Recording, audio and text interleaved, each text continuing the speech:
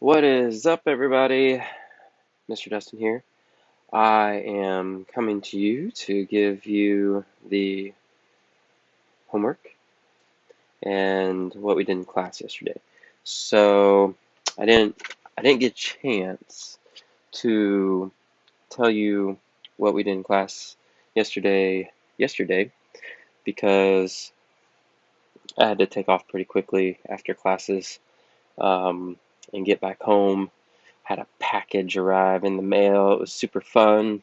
If you want to ask me about it next week, I'll tell you exactly what came in the mail. Um, but I had to take off pretty quick. So here I am. Not too much longer after. Let's say, let's see, it's 10:20, so we're about 5 minutes out, 5 minutes more than 24 hours away from my older kids' class.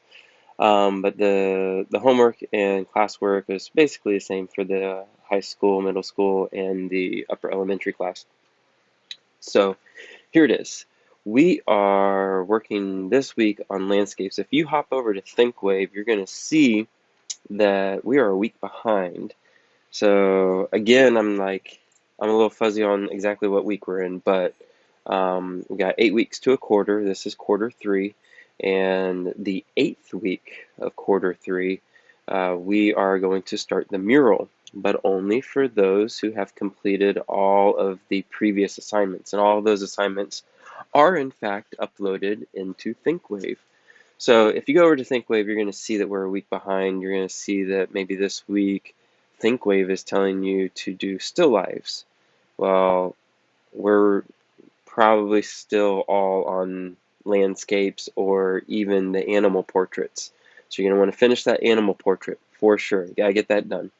Um, but this week we're working on landscapes. Remember what I said in class about the layering. You want to do in acrylics, you want to do the background first, then the middle ground, then the foreground, and some of that can be interchanged. It's not super important, but you definitely don't want to do like if you're doing a portrait of me. So we got this video, but imagine I was a still portrait and you had gotten the crisp, clean line of my shirt and all around my hat and my face and down the other shirt, and then you went to go paint this messy background behind me, this messy studio of mine. And so you were wanting to paint this part of this portrait, and so now you've already done such a good job getting all of this perfect. You know, you're doing a portrait of me, so I am the most important thing. Not no narcissism here. I'm just saying in a portrait, if you're doing a portrait of a person, the person is the most important thing. The background isn't as important. But if you have already done such a good job on the person and now you're starting to paint the background and you're coming in and you're like edging on my ear and edging on my other ear and edging it, you're spending so much time doing all these little tiny things trying to protect the work that you've already done. When if you would have done the background first, painted all of this stuff, and then painted me on top of it, that's way easier. Way less time. You don't have to worry about all these edges. You're just going to paint me like you would paint me, pop me right on that background. You're good to go. Instead, you're trying to keep a really crisp, clean line, and then you start doing the background, and now you're having to keep another really crisp, clean line. And sometimes those lines don't match up to one another just perfectly, and you can really tell that. We did something in the last class. We stained the canvas. Remember staining the canvas first? That really helps alleviate that if you forget that, or maybe if you don't let those lines match up too well. But if you do a pre-sketch on your canvas, you can pretty much tell where the outline of your subject is going to be, and painting your background up to that, or maybe a little bit over your line. That's a big tip right there. Maybe you want to paint your background just a little bit over the silhouette of your subject. The last week was not people, it was your animal. This week is landscape. And landscape's the same. The furthest thing away from you in a landscape, generally, always in a landscape, unless there is no sky, it's going to be the sky. The sky is the furthest thing away. So I gave an example yesterday of like a lake kind of scenario with a tree in front. So the sky and the water were kind of like the background, and then we worked a tree and on some other things on top of that, and then there was some algae on the water, and so we did that, or like say lily pads or whatever. So you're working from the background to the foreground. That way you're not having to do extra work trying to keep your everything like real crisp and clean. So that's that. Um, so if you want to go ahead and get another jump, if you finish a landscape, then this next week we need to be working on some still lives. You get to pick what your still life is, or an object that you love. If you go to ThinkWave, you'll see. But I'm just wanting to see that you are actually looking at real objects and you are painting them. You're looking at the object. You're not thinking about an object. You are looking at an object. Of course, you'd be thinking about it while you're looking at it, but you're not imagining it. It's really in front of you, and you are observing it. Every shadow, every shape, every highlight, every texture, everything about those objects. Remember our contour line drawings? Well, now we're doing painting, but we're being just as observant with our painting as we were those contour lines. So you're really looking and observing and studying your objects as you paint them, but you're painting them from life, real life objects. So you're going to still want to be doing an 11 by 14 of the landscape, of the still life. Thing about the landscape, if you remember last video, you're going to want two references. One reference is of a style that you like, and then of a painting. Like say you take a painting and you say, I really love this style. Okay, take that style. Let's say Vincent van Gogh, Starry Starry Night. Oh, I love that style. I love Vincent van Gogh's style.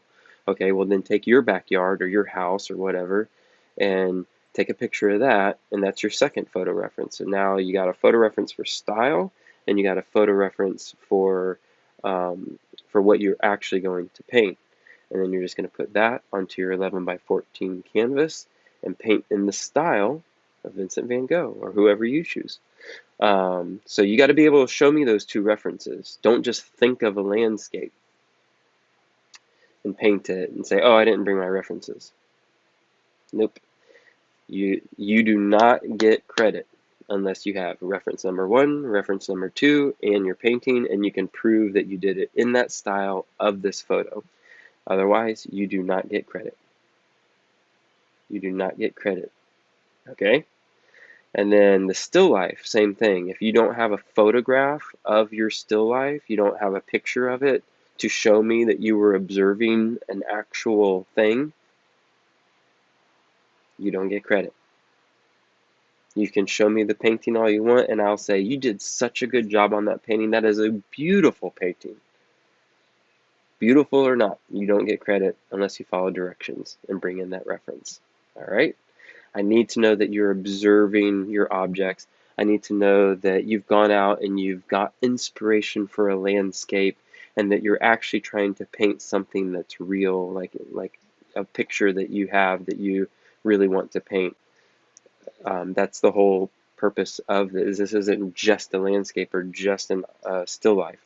I'm looking for something very specific from you. All right, so that's about it. So we're working on landscape. If you get done with that, still life, and go check ThinkWave. See what's after that one. You need to be thinking about week number 7's thing. And remember, we don't start on the mural unless we're all caught up with the other painting projects. The other painting projects are the prerequisites for painting the mural. And also, you guys need to be talking amongst yourselves about coming up with a sketch. Whoever you choose in your group to have a sketch for me, show me what you are going to paint. All right? Well, I think that's about it for me. That was for the mural. You guys need to come up, young kid, young class. Guys come up with a sketch. Pick somebody to do the sketch, or you guys can all do a sketch and then send it to me, and we'll talk about it. Older class, if you pick somebody, um, you can do it that way. Listen, I said something about doing a Zoom call meeting for everybody so that you can hop in on Wednesdays. Because I didn't give enough a heads up, I'm not going to do it today because I don't think anybody will show up. In fact, I said 10 o'clock anyway, and it's 10:30. So, as you can probably tell, I'm just getting over a cold. Like, I was feeling better over the weekend, but um, so yeah, I'm still getting over that. I'm still trying to catch up from last week and everything. So we'll do a Zoom call next Wednesday at 10 a.m. Put it on your calendars. 10 a.m. Your calendar.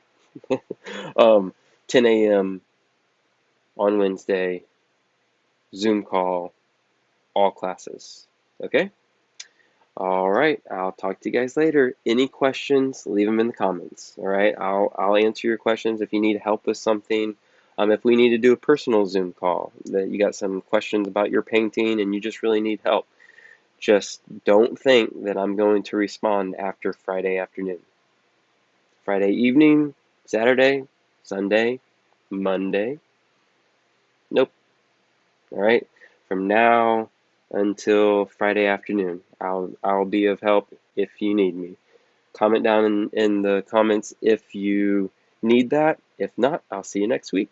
See ya.